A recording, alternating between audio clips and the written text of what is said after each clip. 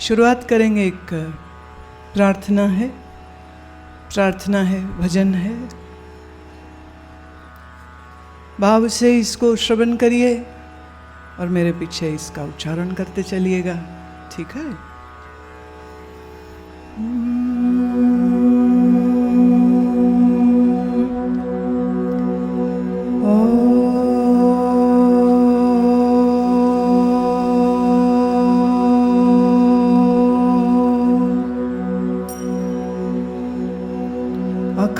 अखण्डमण्डलाकारं व्याप्तं येन चराचरं तत्पदं दर्शितं येन वन्दे श्रीगुरवे नमः। ध्यानमूलं गुरुर्मूर्ति पूजामूलं गुरुर्पदम् मन्त्रमूलं गुरुरवाक्यं मोक्षमूलं गुरुकृपा। ॐ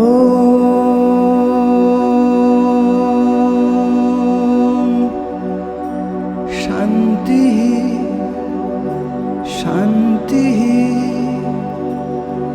शान्तिः।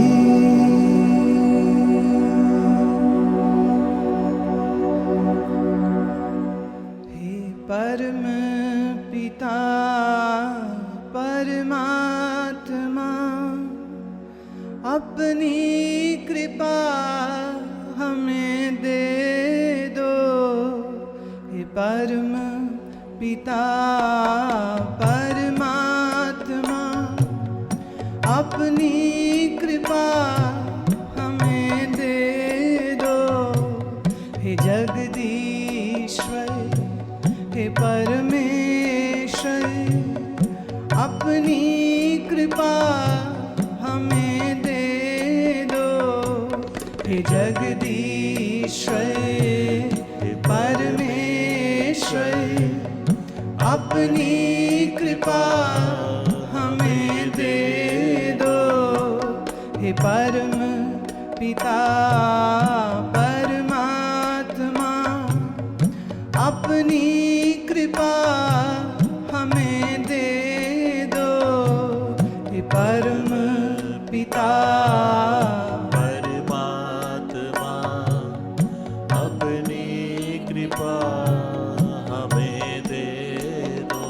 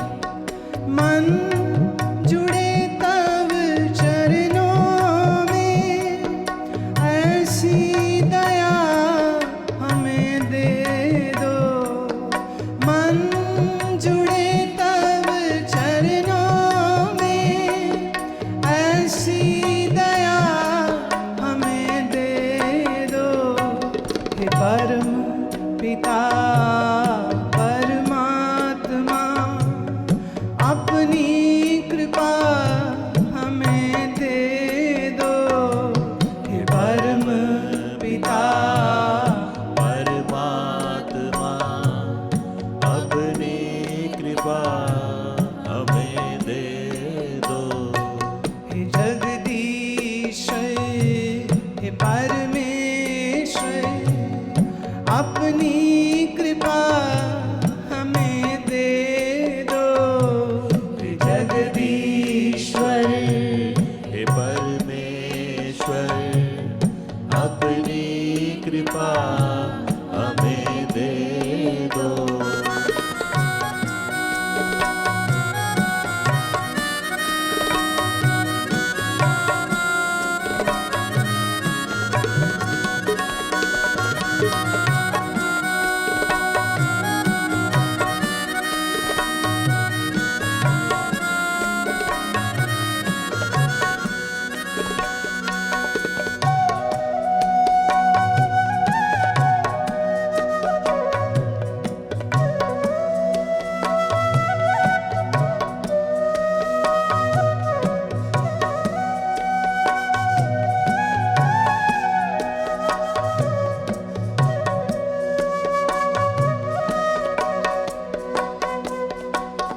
वेदों ने है गाया तुझे, संतों ने है पाया तुझे। वेदों ने है गाया तुझे, संतों ने है पाया तुझे। मोह ज्ञान का पर्दा मेरा हे दाता तुम दूर करो। मोह ज्ञान का पर्दा मेरा हे दाता तुम दूर करो।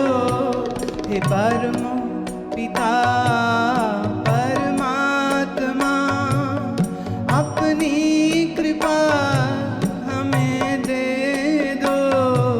हे परम पिता परमात्मा अपनी कृपा हमें दे दो। हे जगदीश्वर हे परमेश्वर अपनी कृपा हमें दे दो। हे जगदीश्वर हे परमेश्वर अपनी कृपा हमें दे दो।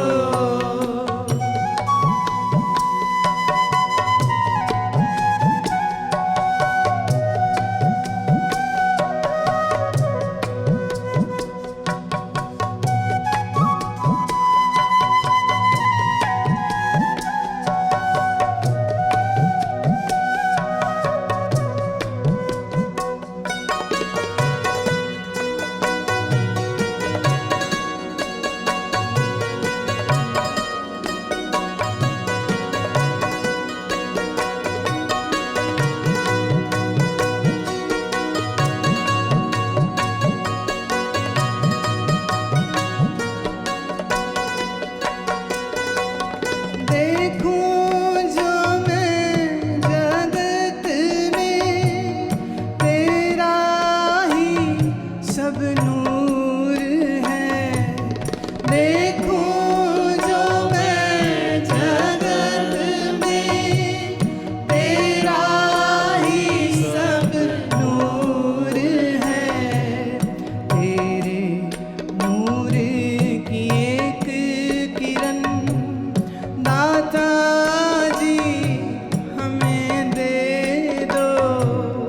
तेरे नूर की एक किरण दाता जी हमें दे दो। हे परम पिता परमात्मा अपनी कृपा हमें दे दो।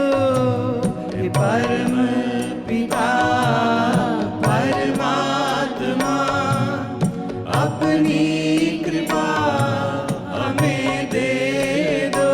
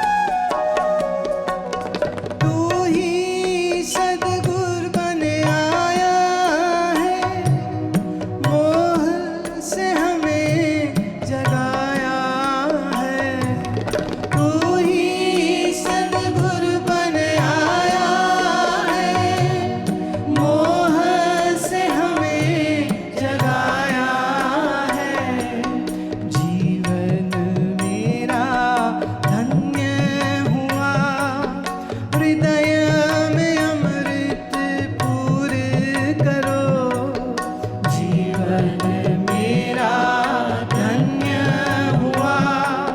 हृदय में अमृत पूर करो, परम पिता परमात्मा अपनी कृपा हमें दे दो। हे परम पिता परमात्मा अपनी कृपा हमें दे दो। हे जगदीश हे परमेश्वर अपनी कृपा हमें दे दो। हे जगदीश हे परमेश्वर अपनी कृपा हमें दे दो। हे परम पिता परमात्मा अपनी कृपा हमें दे दो। हे परम पिता परमात्मा अपनी कृपा हमें दे दो।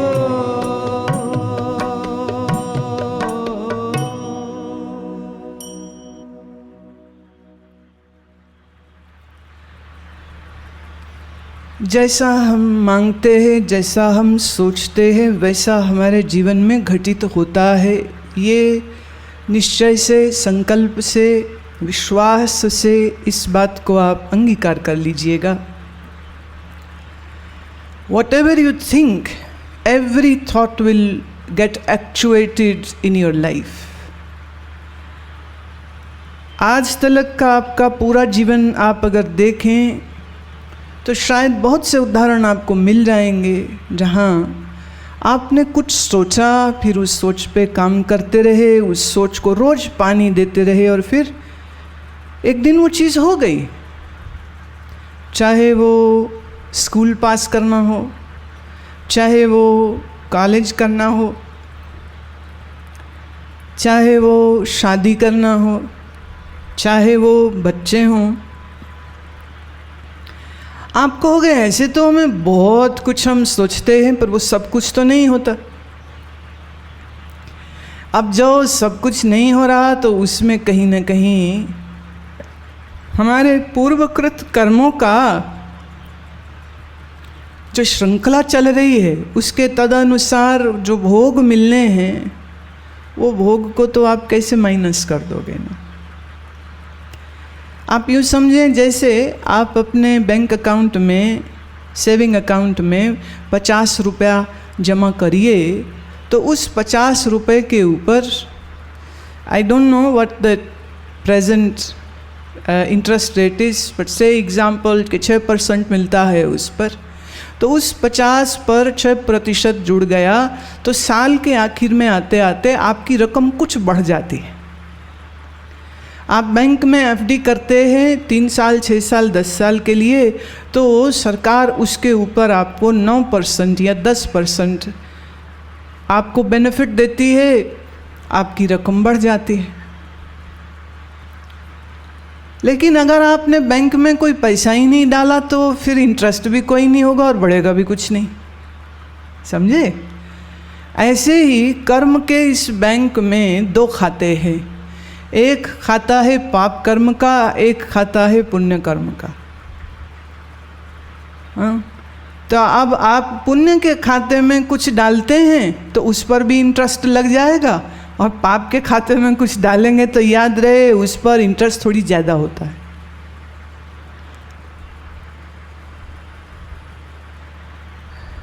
आप कहेंगे जी ऐसा क्यों? भाई आप रिजर्व बैंक ऑफ इंडिया को कह सकते हैं कि जी ऐसा क्यों, आपका इंटरेस्ट रेट है जो है ना वो तो स्वीकार करो।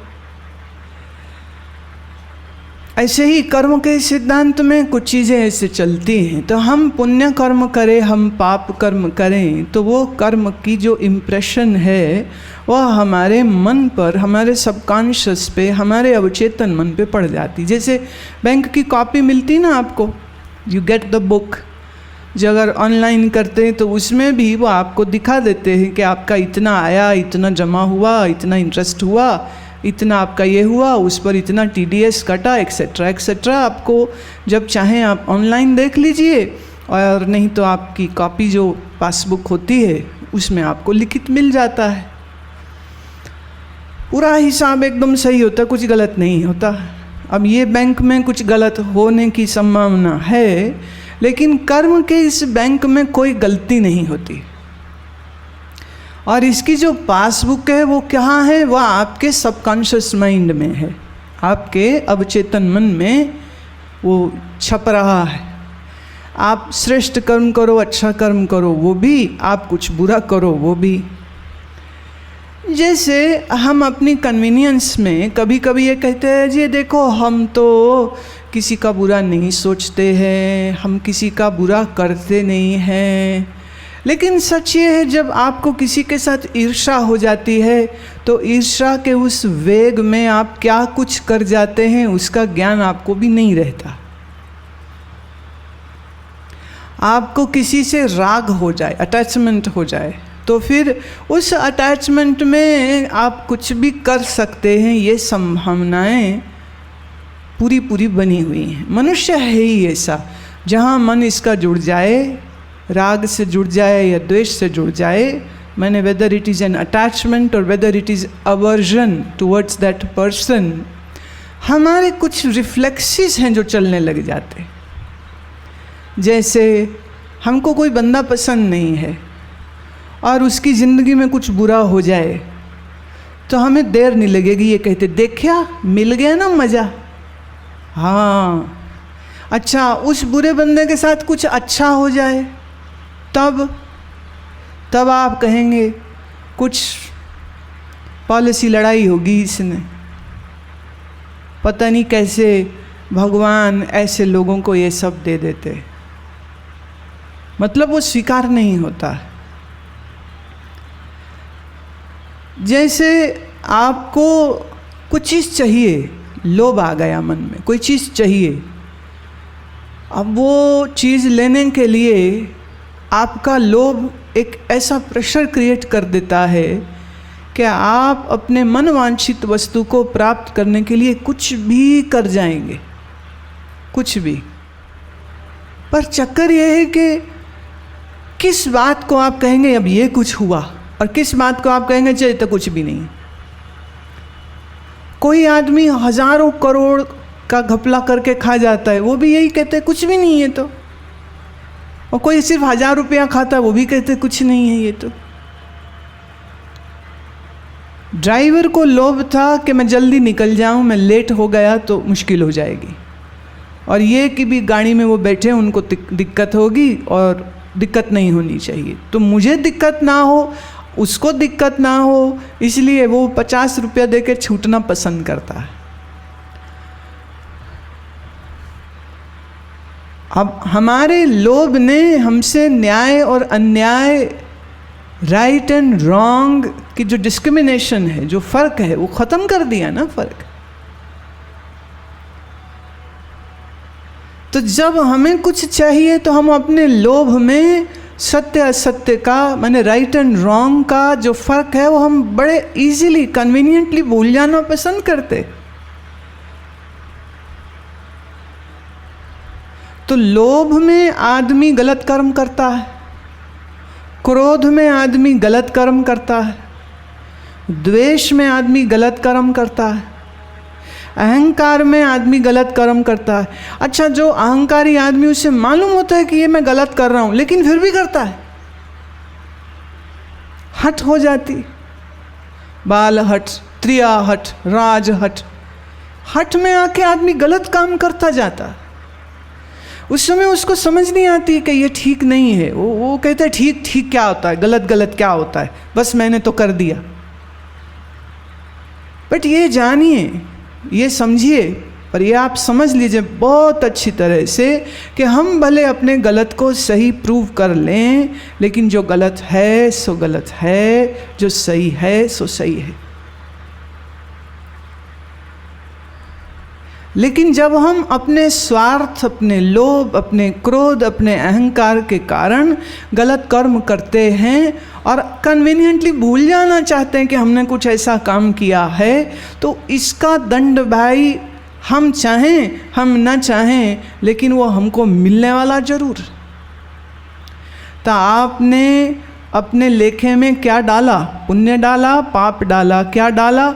बस जो डाला है ना उसके ऊपर ब्याज जोड़ लीजिए और वो वापस घूम के हमारे ही पास आ जाता है।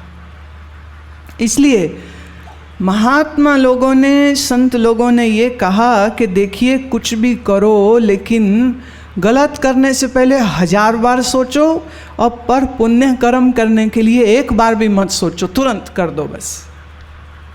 हम उल्टे हैं, हम गलत कर्म करते हैं बिना सोचे और पुण्य कर्म करते हैं तो 1000 बार सोचते ये करें नहीं करें। सुबह जल्दी उठना हो तो सोचते चलो नवरात्रि 9 दिन की है, 3 दिन आ गए, 1 दिन चले गए, बेईमान हो गए। लेकिन कुछ दूसरा उल्टा काम करना हो तब नहीं हम सोचते, तब हम तुरंत से कर लेते हैं और बड़ी जल्दी से कर लेते हैं। तो हमारे इस सोच के पीछे जो हमारा अज्ञान है वो हमें ये देखने नहीं देता कि हम कर क्या रहे। देखने के लिए आपका विंड स्क्रीन साफ होना चाहिए। मतलब आप कार ड्राइव कर रहे हैं और आपकी विंड स्क्रीन पर बहुत सारा कीचड़ गिर जाए, क्या आप ड्राइव कर सकेंगे? दिखेगा ही कुछ नहीं तो ड्राइव कैसे करेंगे? विंड स्क्रीन साफ होनी चाहिए। ऐसे ही क्या गलत है क्या सही है ये जानने के लिए हमारी मन की इस विंड स्क्रीन को साफ होना चाहिए, तब हमें दिखेगा क्या गलत है और क्या सही है। और फिर सही करने का जो उत्साह है, जो प्रेरणा है, वो हमारे संस्कारों से भी निकल के आता है। जिसके संस्कार में दान, दया, धर्म ना हो, ऐसे बंदे से हम ये अपेक्षा कर ही नहीं सकते कि वो ये काम करेगा। हमारे माँ बाप ने हमें क्या ट्रेनिंग दिया? हमारे घर से हमें क्या ट्रेनिंग मिला? अब अगर घर में ट्रेनिंग झूठ बोलने का है, गाली देने का है, देर तक सोने का है, सुबह उठना ही नहीं है, नहाना ही नहीं है, झूठ बोलना है, गाली निकालना है, लड़ाई करना है, तो आप वही करेंगे। हमारे घर से हमें ट्रेनिंग मिला कि हम सत्य कर्म करेंगे, सुबह तो उठना ही उठना है। देखिए अनफॉर्चुनेटली ये चीज़ें ऐसी हैं कि हम सुनना नहीं चाहते, लेकिन आज मौका ले के मैं आपको, क्योंकि आप प्रेम से बैठे हैं ना, तो फिर आपके कल्याण हेतु ये बात सच्ची सच्ची पर थोड़ी कड़वी कड़वी मैं आपको कह सकती हूँ। सत्कर्म करने के लिए उत्साह अपने आप को हमें देना पड़े, और बुरा कर्म अगर हम बिना सोचे करे चले जा रहे हैं तो ये हमारे मन की अच्छी स्थिति नहीं है।